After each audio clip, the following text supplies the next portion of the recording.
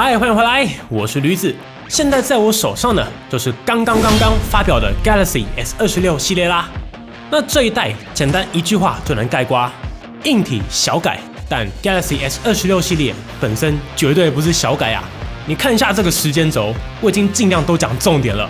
但这次光是全新系统和 AI 上的新功能，你拿上手就可以玩好几天。我觉得甚至可以说，如果你是喜欢玩手机的朋友，你在 S26系列上获得的新鲜感，可能比过往单纯硬体更新的时代来得更加好玩。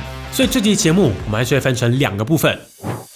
前半段先把 Galaxy S26的主要重点，包括 AI 全新的 AI 影像算法，以及这是大家最关心的，你是不是在偷看我的手机？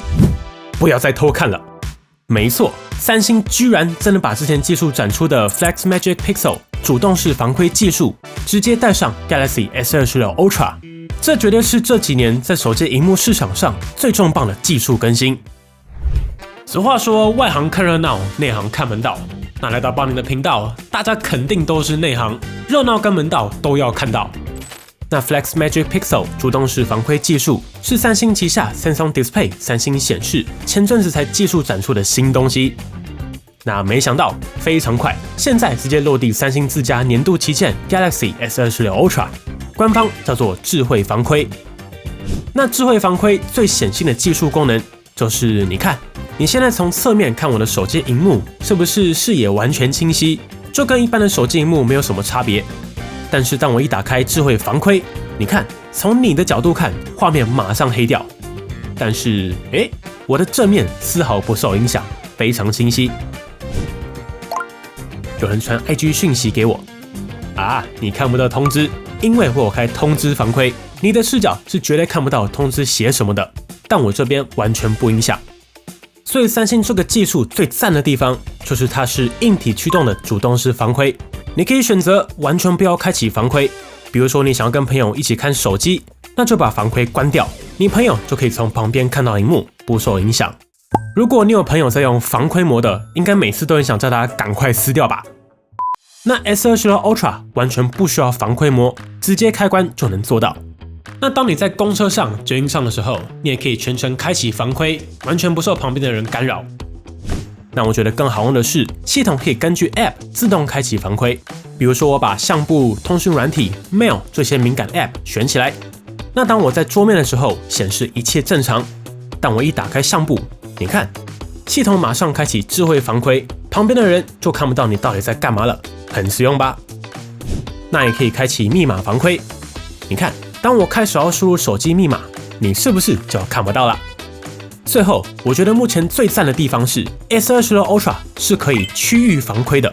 我前面就展示了嘛，你从侧边看，所有画面都是清晰的，但你就是看不到通知的那一小块到底写了什么。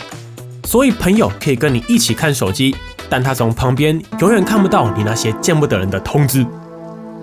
OK， 功能我就先讲到这边，但除此之外，三星这个智慧防窥，我还想分享3个细节。第一，这个防窥目前有2个等级，这个是没开防窥，这个是第1档。其实第1档就已经很防窥了啦，但你仔细看，可能还有一点点。而这是第2档，那就真的完全看不到了。那这2档的差异是什么呢？这就要讲到智慧防窥的技术原理，但我时间有限，就只讲重点。虽然不够精准，但用最简单的方式来说，三星的 Flex Magic Pixel 是在 AMOLED 硬体生产的时候，就分为可以广角显示的像素，以及透过 Black Matrix Narrow 限制显示角度的2种像素。所以大概可以想象，有些像素只能做到正面显示，有些像素可以做到侧面的广角显示。那要如何做到防窥？很简单嘛，我把广角显示的 Pixel 关掉，你不就看不到了吗？所以这套方案最舒服的地方，就是它是硬体即时关闭 Pixel 的，马上开，马上防窥，不需要很长的时间反应，几乎没有延迟。那你知道还有什么是低延迟的吗？那就是 Desking。Desking 是我每天都在用的远端软体，主要有3大特点。第一， Desking 界面简单直觉，你不只可以用手机随时连回家里电脑，它还可以扩充萤幕，让你把 iPad 变成 Windows 笔电的第2萤幕。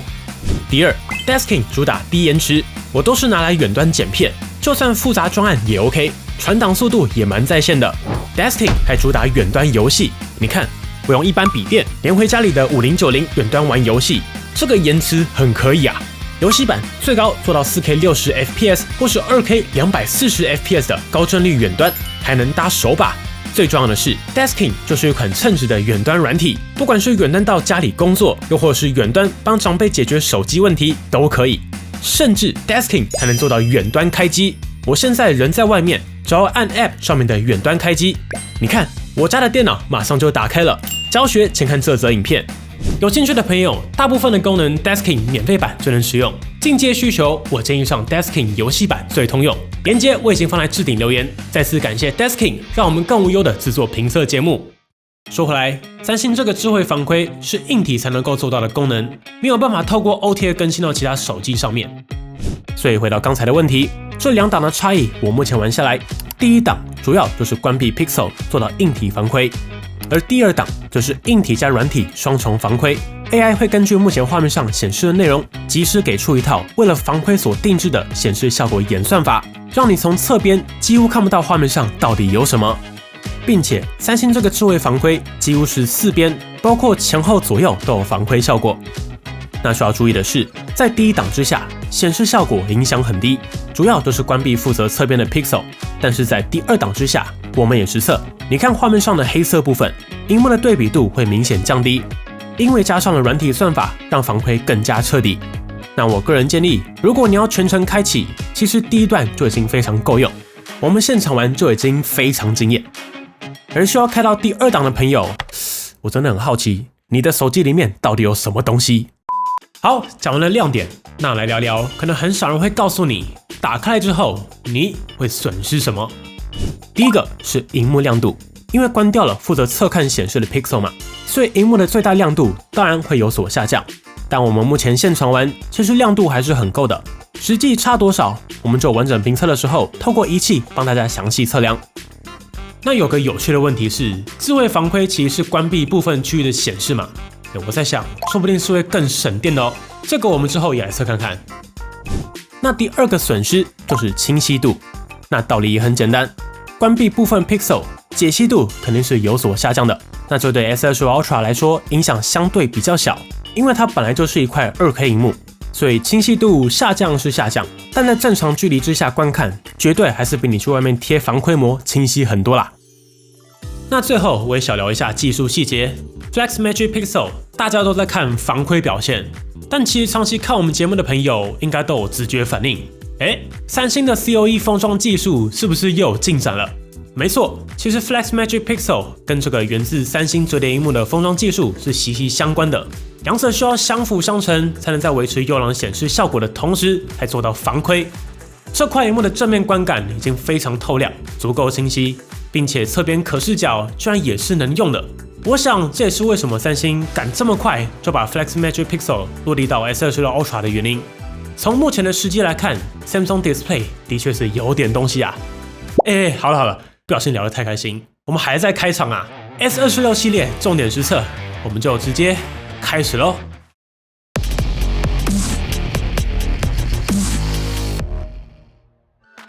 今年现场可以上手的时间还是相对有限，所以更细节的体验以及最详细的数据，还是请大家等待我们的完整实测。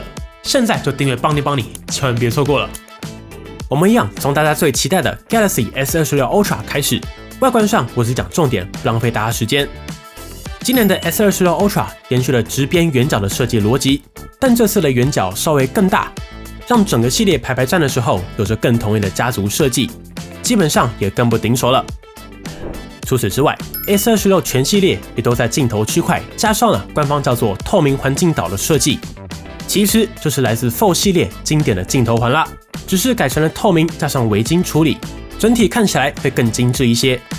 而在外观上还有几个重点：第一，这次全系列都改成了铝合金中框，没有钛合金；第二，延续上一题，因为 S26 Ultra 改成了轻量化 Armor 铝合金，所以除了边框的上色明显更漂亮之外，这次也更轻更薄了，厚度从之前的 8.2mm 降到了 7.9mm， 重量上更是从原本就偏轻的218克降到了214克。那基本上看到 Fold 7跟 S25 Edge 就知道了，三星没有在跟你虚标。我们现场测试，甚至比官方更轻，大概213接近214克。第三，这次 S26 Ultra 延续独占了康宁 Gorilla Armor 2强化玻璃，并且同样有抗反射涂层，跟一般版对比，抗反射效果还是不错。但对比 S25 Ultra， 应该是因应智慧防窥的关系，抗反射涂层的最佳角度略有不同。而在效能上，全球的 Galaxy S26 Ultra 都是采用高通 Snapdragon 8 Elite Gen 5 for Galaxy， 也就是三星定制版本，由台积电3纳米所打造的高通 8 Elite Gen 5处理器，官标 CPU 提升 19%，GPU 提升 24%。那今年 Galaxy AI 用最多也是最重要的 NPU 提升来了 39%。而 S26 以及 S26 Plus 两支，全球则是由台积电3纳米所打造的高通 8 Elite Gen 5 for Galaxy， 以及三星2纳米所打造的 Exynos 2600处理器，总共有2种选择。那这边要讲清楚，目前只有公布国际版的资讯，台湾究竟会引进哪个版本，还是要等台湾三星公布。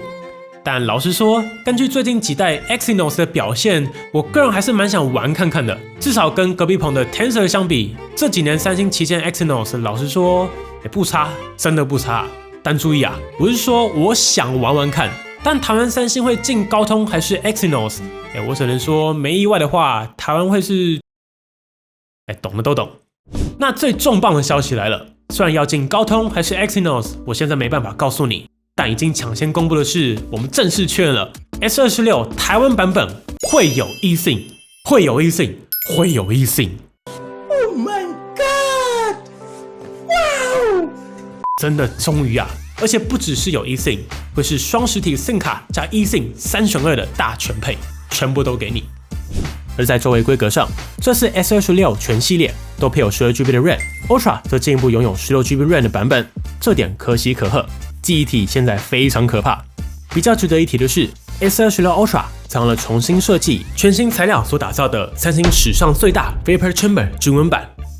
但老实说，去年靠着 8 Elite for Galaxy S25 Ultra 的效能就已经很舒服了，今年的表现应该是不用担心。而在续航部分，今年有个好消息 ，S26 从4000毫安时进一步加大到4300毫安时。另外2台则维持 S26 Plus 4900毫安时以及 S26 Ultra 5000毫安时。重点是在快充上，这代也迎来了进展。S26 Ultra 是三星首款支援 Super Fast Charge 3.0 的机种。我现场测试，你看，超快速充电 3.0， 最高可以做到60瓦的快充，30分钟就可以充满 75%， 这点是蛮舒服的。而另外2台则是同样维持45瓦跟25瓦。在无线充电上 ，S26 Ultra 支援了25瓦无线快充，另外2支则分别为20瓦以及15瓦。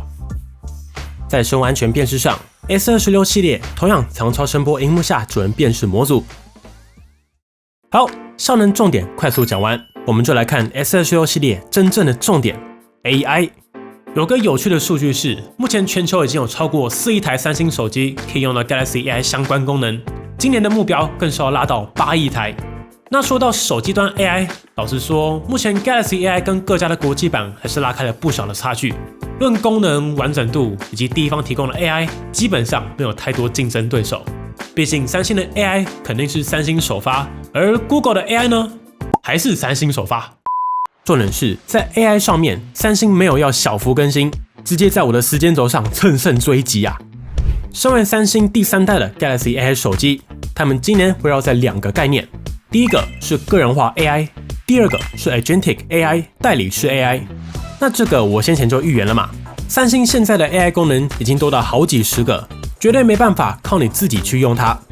所以三星加入了一系列功能，像是照片上滑就有 AI 建立，像是智慧圈选，系统会直接跳出 AI 预测，又或是拍文件的时候 AI 自动消除阴影、消除反光、拉正文件等等，让你不用学 AI 自己无缝接轨。而第3代的 Galaxy AI 也就迎来了下一个阶段。这次 Galaxy AI 我想出了第一个功能，叫做 Now Nudge。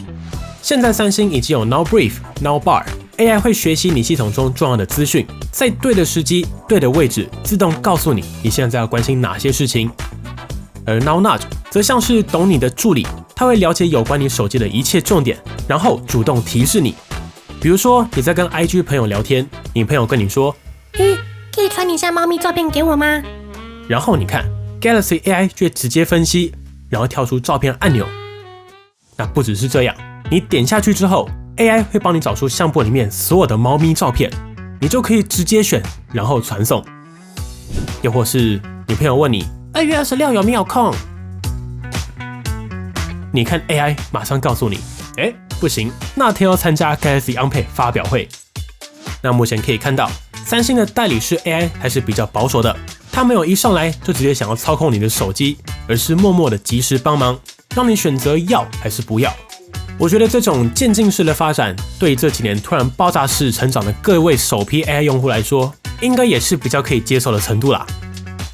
而第二个功能就是 Screen Calling 的进化版，现在有来电的时候 ，AI 可以自动帮你问陌生来电你是谁，想要找你做什么，然后自动汇整重点给你，再选择要不要回拨等等。像是包裹送到管理室的电话，不用接起来，留言就好。第三个，三星跟 Gemini 又要搞事了，再次重磅合作，还是三星首发 S26 Ultra 将会首发 AAAA 代理式自动 App 操作。简单来说，你可以透过 Gemini 当成入口去做到 App 操作，比如说跟 Gemini 说，帮我叫 Uber 到中正纪念堂，然后 AI 就会直接帮你叫好 Uber， 最后你按确认就可以叫车。再举个复杂的例子，比如说家庭聚会要订披萨，有人要喝可乐，有人要雪碧，有人要无糖茶，有人不要蒜头，有人要海陆，有人要炸鸡之类的。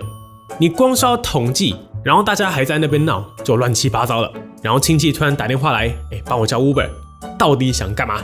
而现在你直接请 Gemini 搭配 S26 Ultra， 直接自动叫 Uber， 自动统计点餐，自动点好餐，自动追踪运送。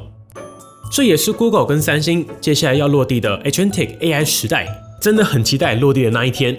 不过这个功能会有 App 对接的问题，目前首播台湾不会开通，但根据台湾三星的说明，他们正在积极推进，希望有机会让台湾用户也可以玩到，我个人非常期待。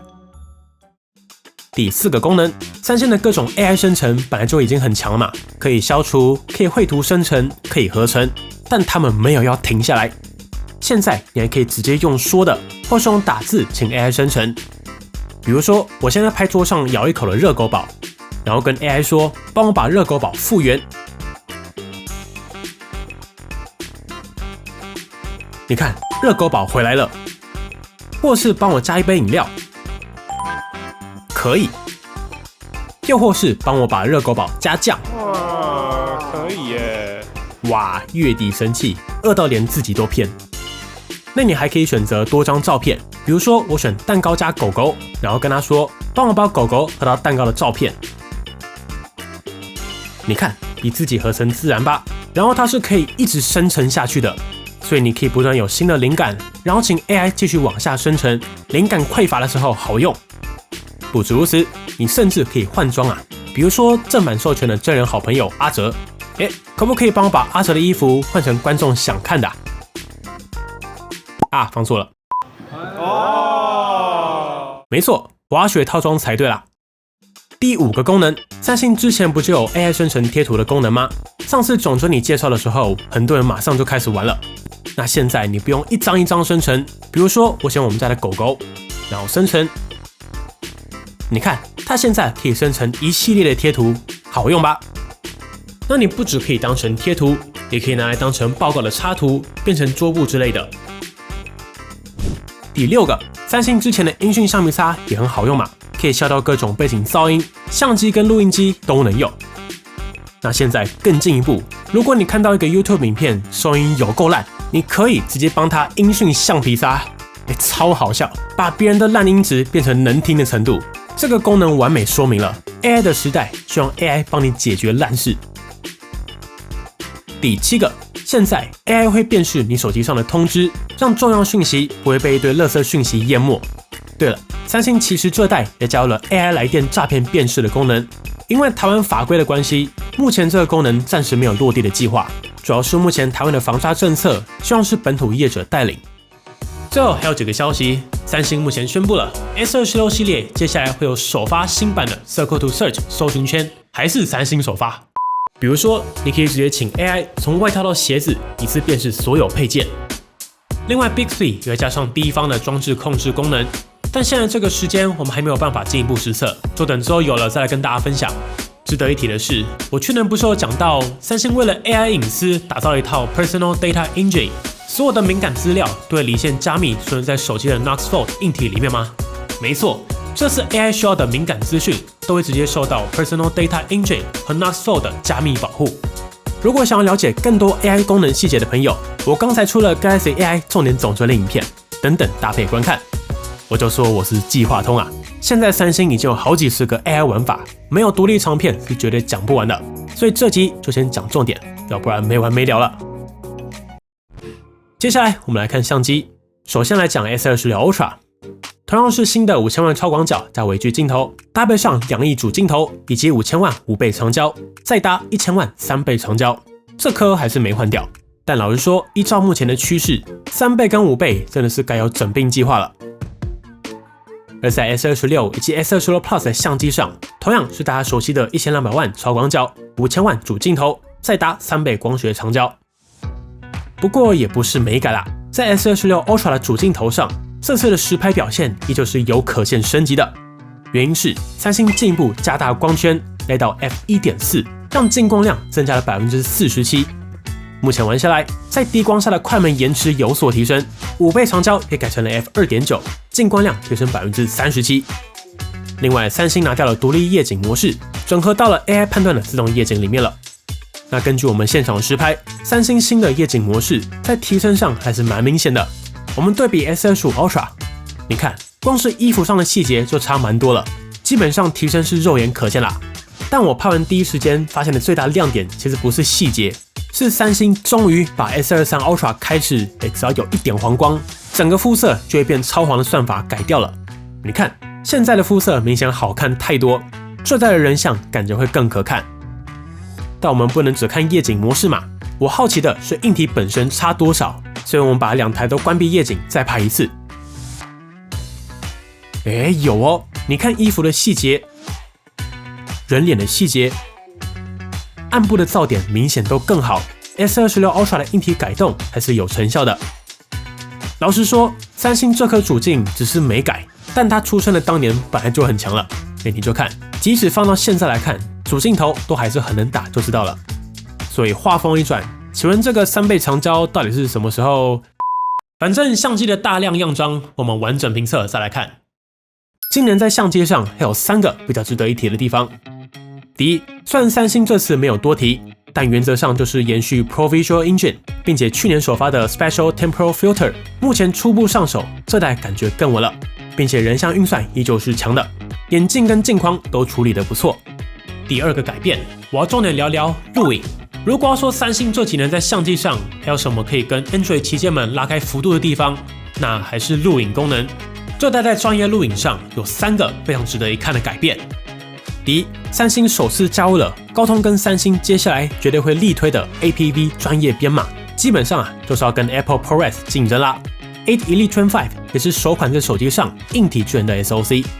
那目前测试在 APV 之下，除了最高可以录制 8K30 之外，也有 HQ422 以及 LQ422 2个选项可以选择。第二，这次有个超级实用的更新，去年三星就已经加入了 8K 4K 120fps 的 log 了嘛。